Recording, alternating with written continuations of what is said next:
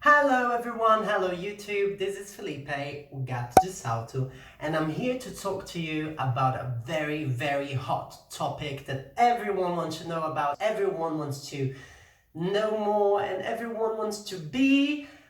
We are here to talk about Musas.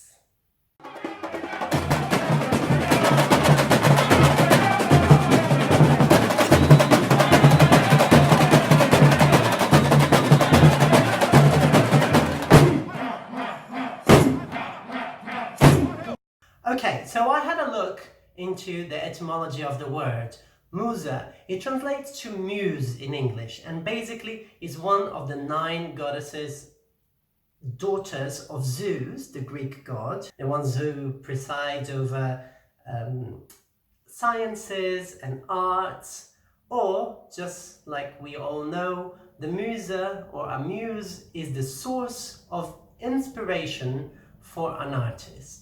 Now, when it comes to Carnival, it's not different. A musa is supposed to be the inspiration of the carnavalesco, the inspiration of the community, the inspiration of the entire school, of the dancers, an inspiration also for the people who are watching, so the public, everyone.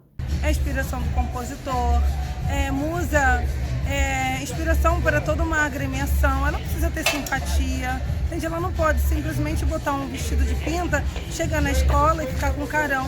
Não, ela precisa servir toda uma comunidade com a sua beleza, ou seja, ela precisa ser gentil e dividir a sua beleza, a sua gentileza, a sua simpatia com toda a comunidade. Ela precisa ser bela, precisa estar bonita, sempre bem apresentada. And when you're watching the parade, a musa generally comes either in between 2 alas, or in front of a float, or in front of a tripé or tripod. Now, a tripod is just like a float element, you know, a big sculpture on wheels that you can't see, but with not really people on it, like the big floats. It's usually a small element that's called a tripod or tripod, and you can have a musa in front of that as well. Now, why is everyone talking about a musa? Why everyone wants to be a musa? Well, being a musa is actually quite cool and quite prestigious because you get to parade at a certain segment of the Samba school parade by yourself. You have all the attention of all of the public, of all of the journalists, the TV, videos, pictures. That's all you get when you're a musa. But the big question is how to become one. Now, basically what we all have to understand is that there are different types of musas as well, to make things a bit more complicated. There is the musa da comunidade. A musa da comunidade is a community, someone who comes from there, who knows the schools, who knows the bateria, who knows the drummers, who knows the people in the community alas, who's probably been a passista for a very long time and has really got a story to tell and her roots in the school. Now, nowadays, we do have some very famous, at least in the samba world, Musa da Comunidade that you probably heard of. There is Mayara Lima. Mayara Lima is a Musa da Comunidade, or community musa for Tuiuti. There's also Chris Alves. Chris Alves is a great dancer. I don't know how many decades she's probably been dancing, and she was a community musa for Salgueiro for many years. Because these people are inspirational, they not only have to present their talent and show that they can actually dance as Musa da Comunidade, because they were passistas before, but they are inspirational, so there's all the beauty element as well, and that's something that connects everyone, every musa in every school. Beauty, charisma, sympathy. You need to be approachable, you need to be nice, because you are representing, you are inspiring so much, So having a nice body, having a nice costume on, these are things that are just a must if you're a musa. Taking care of yourself, having to wear a glamorous costume and beautiful makeup every time. Oh my gosh, what a nightmare. Entendeu? Um corpo bonito é muito importante, gente. O corpo é importante porque a gente está mostrando o nosso movimento, a gente está mostrando o corpo, né? A gente tem vários tipos de beleza, mas a gente precisa estar bem. So it's easy to understand that many people want to become a Musa. Now, can anyone become a Musa? That's a little bit more complicated. Men can also be a Musa, in this case, Muso. There's not only the beauty element that needs to be there, but also, you know, the costume needs to be perfect. So unfortunately, as I said, being a Musa implies that you have to be beautiful, and that counts more than actually being able to do a perfect Samba no Pé. Now, if you're not a Musa da Comunidade, you can still be a Musa, and that usually happens by either having a good connection to someone within the school and getting invited. It's possible, it's rare, but it's possible.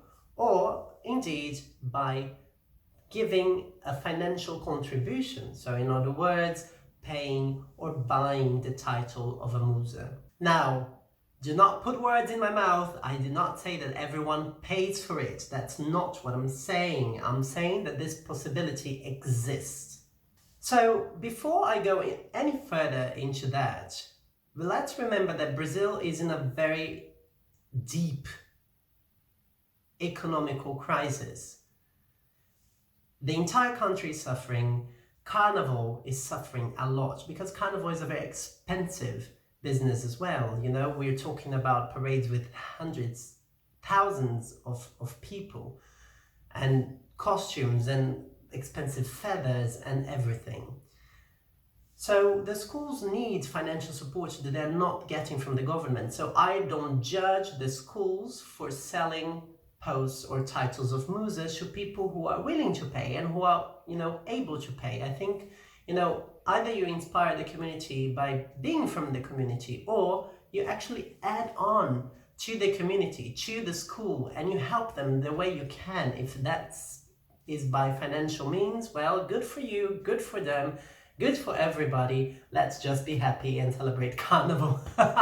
Então, a Musa já tem dois pontos que eu acho. Tem a Musa que tem aquela valorização da escola de samba, que é aquela Musa que tem uma raiz, tem uma história dentro da escola de samba e de repente, hoje em dia, como tem muita questão financeira, de repente a frente da bateria está para um outro lado da escola, digamos, para o lado financeiro, que ajuda muito, porque o carnaval é uma festa muito cara, embora a gente se divirta muito com isso, é uma festa muito cara. E tem a Musa, que é uma Musa que chega para somar com a escola. Quando a gente fala somar, ela chega para dar algum apoio, seja o apoio financeiro, seja um apoio com retorno de mídia, sabe? Com retorno para que a escola consiga vender mais fantasias, consiga crescer mais, alcançar um público maior. É um posto que completa com beleza, com samba no pé. A beleza está mais acima do que o samba no pé, né? Mas é beleza, é samba no pé, é simpatia e é elegância. So let's say do you have the money and you did find a contact who is willing to help you purchase a title and be a Musa in a samba school. So usually they require you to be there earlier for a few rehearsals, not 2 or 3 months earlier, maybe just a few weeks earlier prior to Carnival, so you can join the rehearsals. They will give you a selection of costume designs that you can choose from, or they will tell you a color, like let's say, okay, Felipe, you want to be our Musa, so we have the colors green and yellow available. Come up with a costume. This is the theme in these colors. So this is also a possibility, just for you to know how it works, more or less. And of course, this is not in every school. Everything is very iffy, detailed, and complicated. I'm doing my best just to give you a very large scenario of how things work. So also, when you are a Musa, it's important to understand that there are also different types of that. You know, you can come alone in front of an ala, float, or tripod, Or you can actually split the post. Sometimes the schools are in rather more difficult financial situations than otherwise, so they might actually split the post and have two Musas coming together in front of a float, or two Musas, or even more, three Musas coming together in front of an ala. So you can split the post, which usually means that it's cheaper for you purchasing. On the other hand, if you want to really come alone in front of a float or in front of an ala, that means you have to pay more. But these are things that are all negotiated during, you know, the communication prior to the purchasing or not, or even if you have the contract and you're not paying for your title. These are things that are fixed beforehand. Now, probably many of you are already asking, but how much does it cost? It depends on the school, it depends on what liga the school is. I can say, I can't say which school though, because, you know, I don't want to get myself in trouble, but I know of a school from the special group, that means the AAA Liga, and they sold a Musa title for 70,000 reais, which is more or less 15,000 euros. I assume $18,000. Anyway, a lot of money. The other schools, you know, in the A Liga or B Liga, they will sell for much less than that. You know, prices can vary, but more or less I'd say $2,000, $2,500, depending on the school, depending on the position, whether you come alone or not. There's a lot to consider. But it's definitely more affordable than 15,000 euros, oh my god. But why do people pay this? Well, as I said, because you can come alone, or it's easy to see you, to spot you, you know, during the parade, there's a lot of attention on you, media attention. So all types of artists actually go for that. Models, singers, actors and actresses, you know, people who need a good marketing, because you are seen if you have an amazing body and beauty, perfect, and if you're wearing a scandalous costume, even better, because that's how things work, we all know. And you know, especially in Brazil, we basically have one TV channel that dominates the entire country, and they are the only ones allowed to broadcast the live parades. So whenever the Musa is coming, they usually film the girl or the boy, and they put their names on the bottom of the screen. So, you know, it's a lot. For an artist, that's a lot of media. And for the school, it's good because they get the money. So it's a win-win situation for everybody. I don't judge. Now, there's another word that is called destaque. Destaque is a highlight, if you translate, you know, just the word. But it's basically the same thing. People who are in a different costume in front of an ala or in front of a float, and they are not Musas, they can be destaques. And there are two types of destaques. Destaque de chão, the ones who literally come, you know, on the ground, so in front of a float or in front of an ala, or destaque de carro, those who come on a float. Now, I'm not talking about the main destaque on a float, the one with a huge costume. I'm talking about basically Musas that are just put on a float. So no wonder people are wanting to know more about Musas and wanting to be Musas, because you get to experience Carnival at its full. You get to go to rehearsals, to have your own space, to have the attention of the media and of the public, to wear a beautiful costume, you know, many things come together. Now, people already ask me, Felipe, why aren't you trying to be a Musa, or are you going to be a Musa anytime soon? And you know, for me, it all means a lot, so I don't see myself ready. You know, I would definitely have to work on my body, on some of my dancing skills, and I don't have a connection that good to any of the presidents. I would probably have to pay for a title. As I said, I don't have anything against it, but I'm just not ready. I want to be a passista a little longer and have more experience and really thoroughly enjoy and know that I am at my best, at my highest when I do that, you know? So that's it. I hope I could demystify a little bit this Musa mystery cloud that, you know, has been floating all over the world.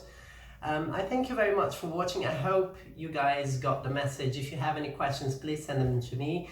And as usual, if you like this video, please leave your thumbs up and subscribe to the channel so you know there's another video on the way out for you. And I'll see you next time with a great video about something else that is so interesting of this amazing, huge, beautiful Samba world. See you soon. Bye.